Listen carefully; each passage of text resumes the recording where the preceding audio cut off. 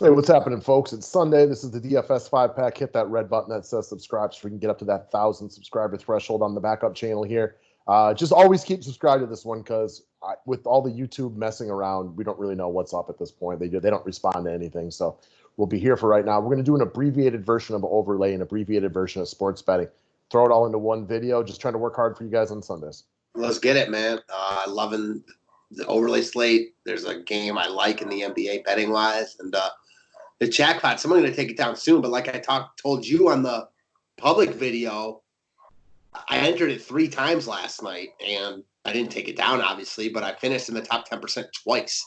It was a nice like 300. Day. Yeah, nice day right there. And again, it's not easy to do, but it's not the hardest thing in the world. I was 10-2 in my top lineup, so trying to beat that tonight. Every time I feel like I talk about a good day I've had, though, the next day has gone to poop. But hopefully I'll switch that up tonight. Yeah, that's DFS as a whole right there. All right, the King LeBron James versus the Beard James Harden. Give me James Harden this one. The Clippers play LeBron tough.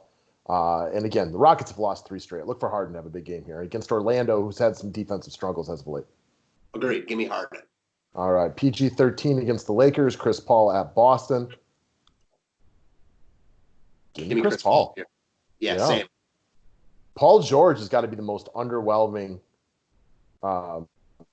one of the underwhelming good players of the NBA this year. And a lot of it's not his fault. You know, there's been injuries, and he's also on a very loaded team at this point, but very underwhelming year. It's true. Somebody posted, I saw this the other day, like Chris Middleton's numbers are way better than Paul George's this year. And like, not way better, but better. And while I'm not crazy, I don't think Chris Middleton's better than Paul George. They called it like name brand cereal versus off brand. Yeah, this is true.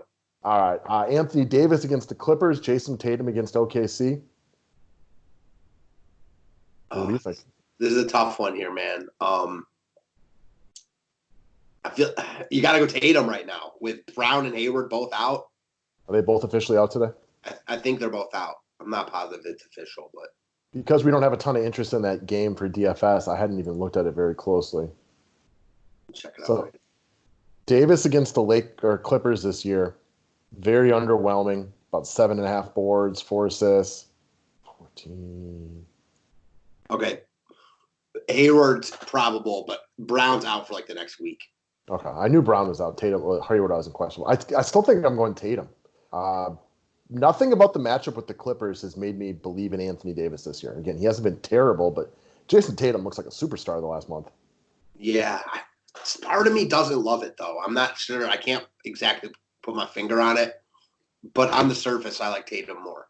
Well, it's hard to bet against a guy like Anthony Davis because on any given day, if he wants to exert his dominance, he can typically do it. He's not consistent, but you know what he's capable of. It's always tough to bet against superstars. His best is better than Jason Tatum's best also. Probably, at least right now. Yeah, I'm okay with that. All right, next up, Pascal Siakam, Kyle Lowry at Sacramento. I guess for me, I can't answer this question until I know about Van Vliet and Marc Gasol. Agreed. Right. Like right now, if I had to choose, it'd be Siakam. Okay. I won't argue with you. I just don't have an until I know about those guys. All right. Next up, we got Russell Westbrook or Bradley Beal at Miami versus Orlando. This one's easy for me. I'll pick it. Russell Westbrook. I don't want to pick against a Bradley Beal that's been on fire like this. Miami's a tough spot, though, and I expect a big game out of Westbrook here. Yeah, easy one for me, too. Give me Westbrook all day. Of course, stops Porzingis versus Kawhi Leonard. I won't call this easy, but I'll definitely pick Porzingis. Yeah, I like Porzingis here as well. Everybody knows I'm the conductor of the Porzingis bandwagon train right now, so you know where I'm going. Mm-hmm. All right, Jimmy Butler, Bam Adebayo against Washington. We get this one a lot. It's always tough, but give me Bam in a non-important game like this. Same. All right, Vooch at Houston, Sabonis against Dallas. I'll take Vooch. He's balling right now. I don't personally fear Orlando going small, especially with no Fournier against Houston. I think he plays his minutes. I think Orlando tries to make Houston do their thing, and I think this is a competitive game, and Vucevic eats for a 4th game in a row. I disagree. In Houston, there's no way Orlando's like dictating like pace and all that here. Not saying that Vooch couldn't, get full run here, but I think it's definitely possible that he loses run in this spot. So I'm going to Sabonis, who's just about as solid as they come, and with Indiana so injured, they need him here. In all the years of Orlando, I've seen Vooch lose run. I've never seen Vooch lose run because they were trying to go small against somebody else. So that doesn't mean I'm right. Clearly, I've been wrong a million times, and I'll be wrong a million more times. But that's my personal feelings on the game. Now we get to the next one. Ooh, this is a good one. Russell against New Orleans, Booker against Milwaukee. This is tough. Um, I'm going to go with Booker because of the recency bias, and Russell's been off a little bit, but he could absolutely go insane here. yeah, I know. Man, it's like I lean Booker, but at one of these games, Russell is going off. He's hurt me big time the past couple spots and like not great spots on paper. So I will not pick this one. All right. Next up, Drew Holiday against Lonzo Ball. I'm really glad the New Orleans-Minnesota game isn't on the main slate because having to compete with all the other plays there already is would make this slate even tougher. Ball's been really good lately. I almost always want to pick Drew, but this is not an easy one either. I'm going to go with Drew, but not with a lot of confidence. I like Lonzo by a good amount. They're getting torn up by point guards. I mean, everyone's getting to Minnesota, but I just like this spot for Lonzo, who's been awesome lately.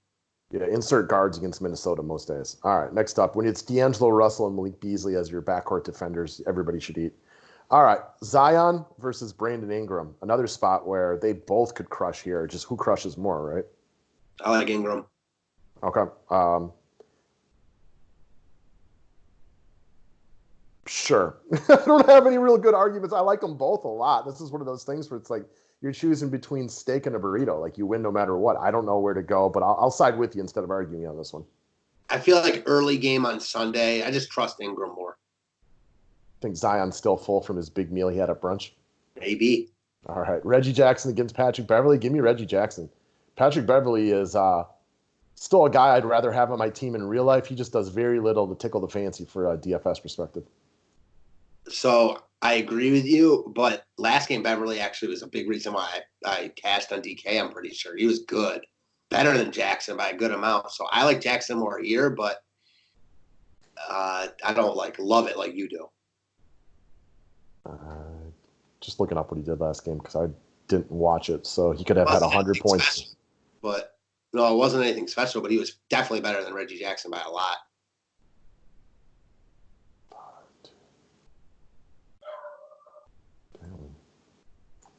Did Reggie Jackson barely play? Now I'm just curious. As long as we got you guys on here, I want to look it up. No, he played.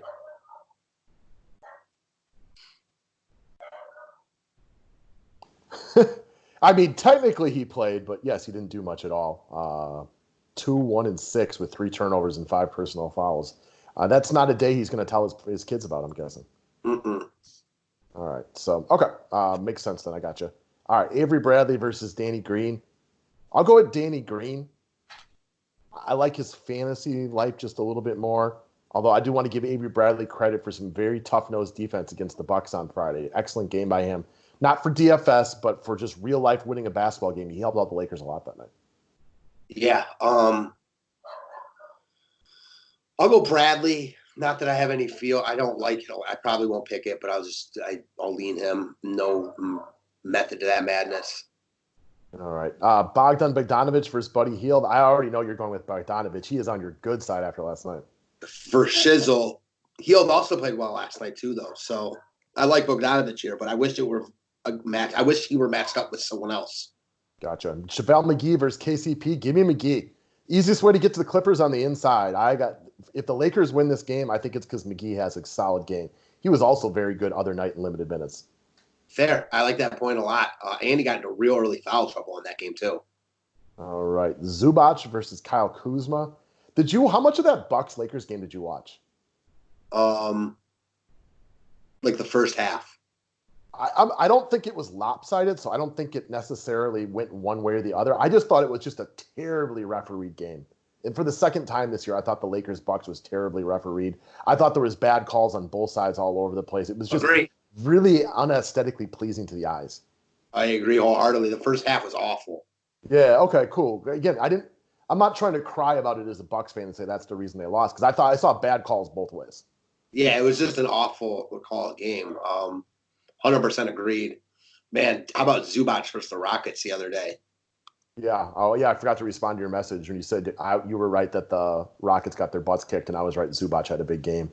Not that that affects today, but yeah, we did bring that up. I'll go with Kuzma. I'll go Kuzma also because Zubac this isn't a spot for him. No, not at all. All right. Marcus Smart versus Shy. Give me Smart. Give me Smart also, especially with Brown out. All right. Gallo versus Adams. I'm going to take Adams, just knowing that Boston is just a little weak on the interior. Okay, I was wondering where you'd go here. I'll agree with you. I was torn on this one when I looked at it, so I'll go Adams with you. Sure. It's not what I'm lining up to try to pick right away. I'll tell you that much. All right. I am though. Who do you got? Ibaka. I'm not really buying what Anunoby's selling. Ibaka's back. Give me Ibaka all day. What about you? I don't really have a good feeling on it. I will say the Marcus Gasol and Fred VanVleet availability helps. So, like, if VanVleet plays and Gasol's out, well, then it's easy Ibaka. But if Gasol plays and VanVleet's out, then I might want to take a look at OG. So I got to wait on the injury news here. I'll give you that for sure. Wasn't looking at it as deep as that, but you're 100% correct. All right, next up, Terrence Ross versus Fultz. They've been Ross for several weeks. What did we say about Ross last game? Now, he wasn't awful, but I know we talked about it at length, that it made so much sense for a red-hot Terrence Ross to have a big game. And I think it wasn't a terrible game, but his worst one in a while, if I remember correctly. Was it? I know he wasn't great. I thought he was at least good. I can't remember, though. They played Minnesota, right? I feel like he was fine, but nothing special. And he had been really good for you're right. He had straight weeks. 4-3. He was not good at all, really. Yeah, his worst game in forever. So he had balled against Miami, Portland, Spurs, a whole bunch of these teams. And then he finally should see extended run because there's no Fournier. His minutes about the same as what they have been, maybe a little bit more. And he has his worst game. Like 3 + 3 doesn't always equal 6 on DFS. Exactly. Great way to put it. Man, I'm torn here because I like Fultz more, but all of a sudden, with Augustine and Carter Williams there, it eats into him. I'm still going to go Fultz because I think Ross is on the decline right now, don't you? Yeah, I'm with that. I can get on board. I could see this both ways. Like, looking at Ross, like, I like the idea of in the game flow that Houston gets a lead coming off of 3 straight losses, and then Ross comes in and starts gunning threes. But he is a very up and down player. So I will ride the cold streak with you and say that he's on the decline right now. Cool.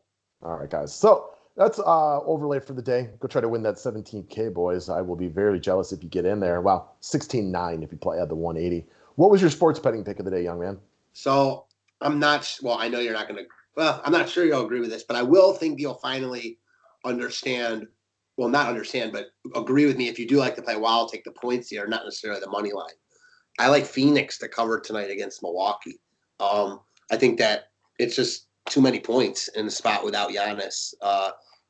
Line hovering around 6.5, 7. Phoenix coming off a good game last time out, finally played well. I expect another good effort here. Milwaukee will win this game, but I think it's competitive. I think Phoenix plays well. And I think they definitely keep it within the number 7. We always talk about weird things happen on Sunday. And I know that Milwaukee has lost 2 or 3. They're going to give a really good effort here. But all that's baked into the line. Everyone thinks that. Everyone thinks they're just going to roll here. And I don't necessarily think so. Now, again, Milwaukee crushed me the other night when I liked Indiana. So they're not a team I usually love picking against. And I don't love the Suns today. But I like them. Okay. So when we started doing these a couple days ago, I told you I will agree, disagree, or abstain. And this is one that I want to abstain from. I would not make that bet in a million years. I would also not make the flip side bet of that, though. Yeah, I get that. And that's how you generally feel about the Bucks games. And I get that. I have had some nice success betting against them this year. Again, they didn't cover against Charlotte a couple games ago. And then I can't remember who they played after that. But whatever. It doesn't matter. I like the points here. Again, they lost to Miami, cleaned up against Indy, and then lost to the Lakers. Yes, they lost to Miami. They steamrolled Indy, and then they lost to the Lakers. So a little bit of a rough ATS stretch for them against the spread. They're 1-3 in their last 4. Doesn't mean they won't turn it around tonight, but this is definitely one of the most public bets of the night. Milwaukee is. I like being contrarian. Give me Phoenix plus 6.5, 7. Okay, here's a question for you, a little bit off, not really off topic. Without getting any kind of payout advantage to it, why do you like to be contrarian? Well, because Vegas doesn't lose. Like, at the end of the day, Joe Pub is going to win less often than the sharp money. And that's just what it is. Okay. So in your opinion, or something factually, sharp money is pounding Phoenix to cover the spread today? No, I just like Phoenix here. And, it's just an added note that the world is on Milwaukee here. I'll always like that. Because usually the world doesn't win. Vegas isn't in the business of losing. There wouldn't be all those casinos and all that money there if they lost. Agreed. Yeah, I try to explain there's a lot of spots. You have to pick your spots. Like the other day, the Bulls were a really sharp play against the Pacers. Pacers had injuries. Well, the Pacers went in and took care of business pretty handily. I mean, the game was close for all 10 seconds. So that wasn't a case to be on the so-called sharp money. However, last night in a similar situation, Sacramento was a really sharp play. The line went from 4-2. That game was also not close at all from the Sacramento side in Portland. So, again, you got to pick your spots, just like anything else in life. The difference between, sharp money, so-called, and, like, the public isn't that big because public wins a lot too. But, that's just how how I am in DFS, and I'm very similar in betting. Yep, that's why I was asking. I always find it so a lot of people, I used to play a lot of blackjack back in the day, and for people who don't like to study numbers like I do, I don't think they really get how Vegas and just casinos in general make so much money off of blackjack when statistically the house is only a subtle favorite. Well, they're only a subtle favorite if every single person plays their cards directly to the percentages that they're supposed to be. The other big difference when it comes to playing blackjack is people run out of money. The casino doesn't. So, dude, that's a big advantage in anything, in sports betting, in anything. Go on. Right. If I go to the casino and I'm fully ready to lose $250 and I'm fluctuating around even, I'm up a little bit, I'm down a little bit. If I get up $200, I probably don't walk away. When I get down my $200, I have to walk away. That's just, there's advantages like that we're human beings and they're a machine. It's the same thing, like in DFS also. Like if you win a tournament and start really building your bankroll, it's easier to win because you've got more money to play with. I mean, just like poker, it's always easier to win when you have more money to play with because, it's like the old saying goes, scared money don't make money, but you're so right. It's when you're capped like that, when you're hamstrung, it's hard. 100% agree with you. No doubt. I used to play poker for a living for a little bit, and when you're on a nice roll, like you're getting cards, not only does obviously getting good cards make it easier to win, but you're also not playing scared. You're in there raising because you're not used to taking bad beats on every third card. When things are rolling poorly and you have an overpair versus an underpair, I mean, you almost feel like at best you're 50-50, even though you're an 82% favorite to win. Like that's just, the human side of betting and gambling.